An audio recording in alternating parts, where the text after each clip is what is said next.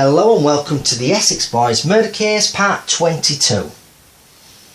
Before watching this video, I recommend watching Part 4 onwards, as these videos are all about the key individuals and the murder victims' movements on the day of the 6th of December 1995. A quick mention to the Facebook page called The Real Essex Boys Murder Club. If you're interested, please feel free to join, as there's some great people on there out with a lot of knowledge on this subject. So the next key individuals we're going to discuss today are Mick Steele, Darren Nichols and Jack Wilms. The last time we spoke of these three men, they had left the Marks T with Mick Steele and Darren Nichols in the Toyota Hilux and Jack Wilms following in the beige Volkswagen Passat. They then arrived at Thorndon Park Gate in Brentwood. Darren Nichols was told to get into Jack Wilms's car and Mick Steele would head off by himself to the Halfway House pub car park. Jack Wilms and Darren Nichols then attempted to change the registration plate over at the park gate and it wouldn't stick as it was too wet. Jack Wilms decided to put the plates in the back of the car and then they would drive to the Halfway House pub car park, but this time Darren Nichols would be the driver. So we only have Darren Nichols' testimony that it happened like this, and he is a self-confessed liar, even going as far as to say he left himself out of the criminal stuff in his statements so he could distance himself from any serious involvement. So it's his evidence that I'm going on today, and the time is roughly 6:05 to 6:10 PM. So as we look at the car park here, I'll just zoom in for you. That's better. Mick Steele, we've already been parked up here where the telegraph pole is, in the middle. And Jack Wilms told Darren Nichols to park to the back of the car park, which is over here. Now after a few moments, Jack Wilms tells Darren Nichols to park closer to the A127. So Darren Nichols drives down the car park and parks here to the right. And this bit here is obviously the front entrance.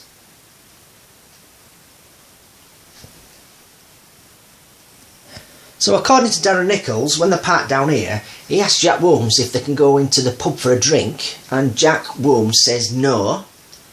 They're waiting for Pat Tate to arrive, and then they're going to be going to a meeting point. Now we're just going to quickly go back to Tony Tucker, Pat Tate and Craig Rolfe. The last time we spoke at them, they were going along the A127 and they were heading towards the Halfway House pub car park. And the time they would arrive at the meeting point would have been roughly 6:15 to 6:20 PM. And according to Darren Nichols' testimony, they arrived not using the front entrance, but the side entrance down by the lay-by track, just as the others did. If you believe Darren Nichols' statements or just parts of it for whatever reason, I think this part probably may be right if you do believe Darren Nichols' version of events. The three vehicles entered using the side entrance as it was the quickest way to get to the pub, using their journeys. Now some of these six men must have used this pub before, because if you don't know about the lay-by track, you just simply join a slip road on the A127, and in fact I'll just show you it. Craig Rolfe would have arrived at the roundabout and he would have taken a slip road down here and he would have had to drive past the Halfway House pub, as there's no right turnings because there's a central reservation barrier there, and he would have had to travel all the way down here to the next roundabout, which is a 6-minute journey, turn back on himself, and then drive all the way back up here, which is another 6-minute journey, just to use the front entrance. So to me, if Darren Nichols is telling the truth, then it's more than likely Craig Rolfe pulled up in the side entrance. And as well, Mick Steele would have used this side entrance, because if he didn't, he would have had to go this way around, or he would have gone all the way around the back roads, which takes a lot longer, and then he would have eventually come out down here somewhere, made a left turn in and headed towards the front entrance. But he would have, I mean, they both, even Darren Nichols being the driver at the time, he would have gone the long way route round just to get to the front entrance. So to me, maybe not all of them, but out of these 6 people, some of them knew about the side entrance and that lay-by track. So according to Darren Nichols, the Range Rover arrives at the car park using the side entrance. He said it pulled up next to Mick Steele's red Hilux in the middle of the car park. Darren Nichols said he couldn't see who was in the Range Rover. He then says he was told to leave the car park, use a slip road to the left, and drive down towards A127 to Southend. Now, as you can see, he would have come out the front entrance, taken a left, and told to go along this road here.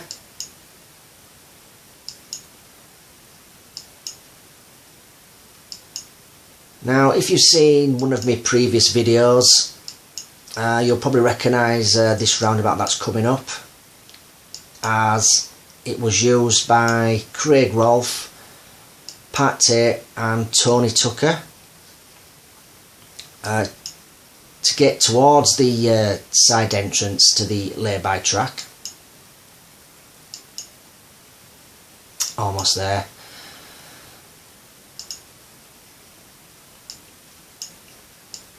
Here we are.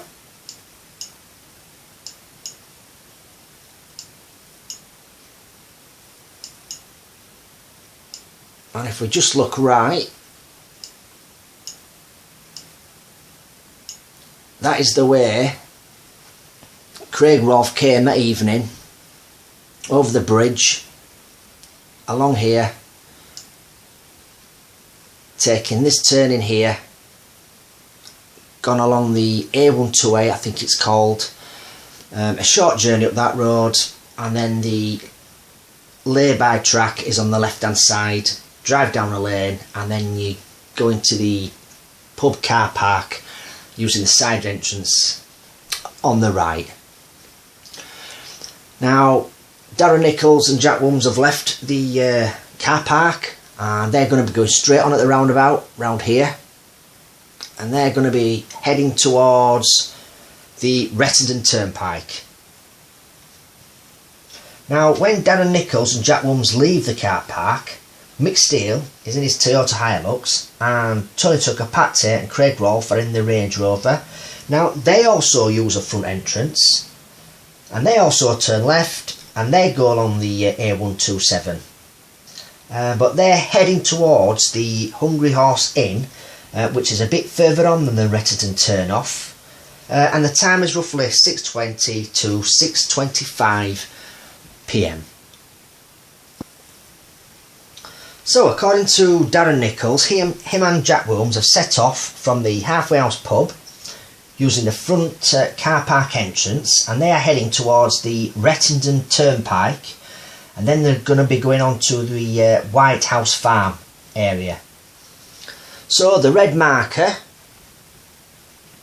is the Halfway House pub. Now, Darren Nichols said he drove along the A127 towards Southend, and then Jack Williams gave him directions to come off the A127 and join the A130. Now, as you can see, there's a little squiggly bit here, and that is where Jack Williams told him to leave the A127 and join the A130, which leads up here, and then the Rettendon Turnpike's round out here, and then if you go through there, over a hill, and then think it's back down a hill, you head towards Rettendon Common. Now, in Darren Nichols' statement, he says he was told to drive up the hill and then back down the hill out to the other side. He says, as they drove along this route, Jack Williams said to Darren Nichols, slow down and take your next right. Darren Nichols says it was a lane, not a road.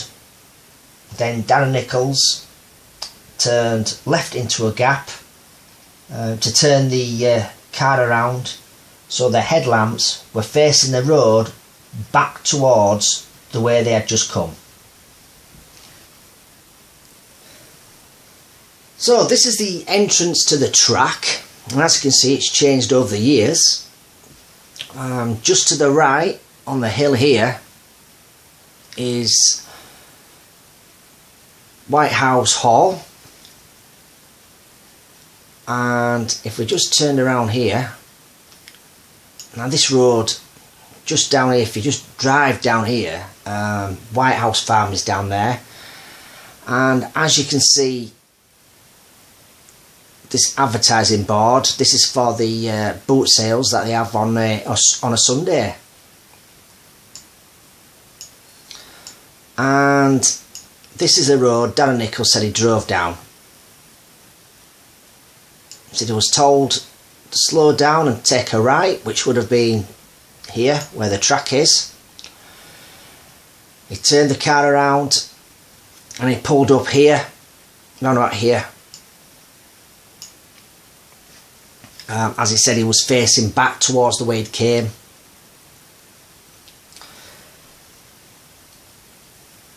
Now, Jack Williams got out of the car and told Darren Nichols he would phone him when he was ready.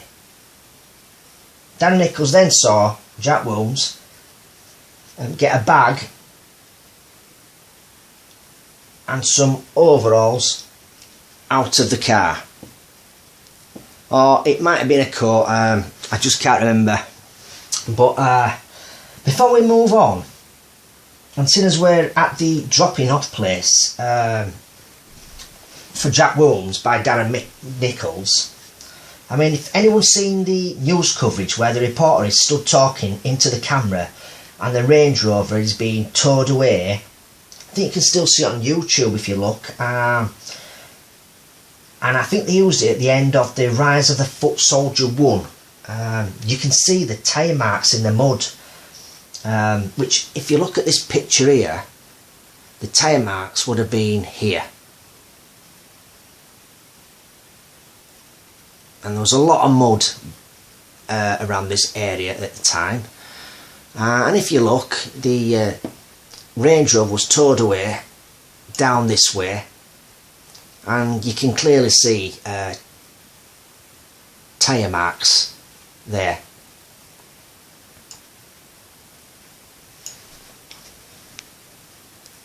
Now, were these tyre marks made by the Passat that night? Now, I'm just wondering if forensics tested the tyre marks to see what type of tyre it could have been. They could have taken soil samples too. We've all seen the real crime documentaries where forensics takes soil samples from a crime area and then, say, match it with soil on victims' coat or jeans, say. But you get what I'm talking about. As far as I know, the police recovered the Passat. I think it might have been used for stock car racing. I'm not 100% sure. but they could have forensically checked it over. I mean, we don't know what state that car was in at the time the police tracked it down. Now, according to Darren Nichols, he eventually said Jack Williams had wellies on, and they would have had mud on as well.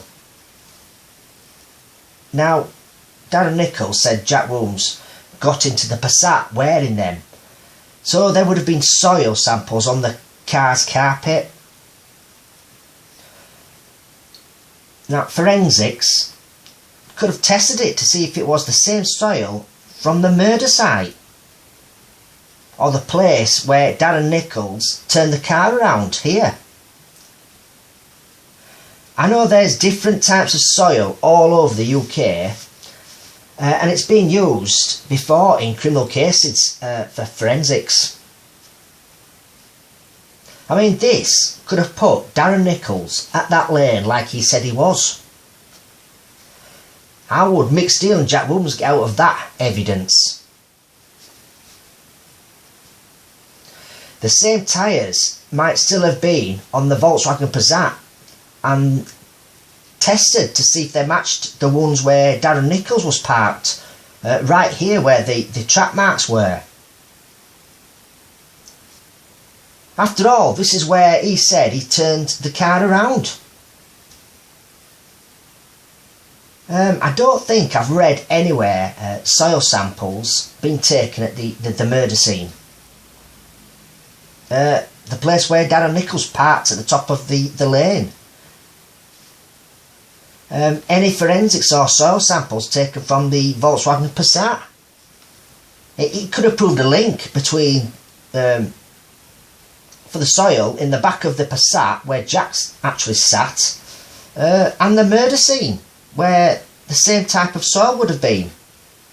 It could have proved Darren Nichols was telling the truth, and the police would have had more evidence at the trial.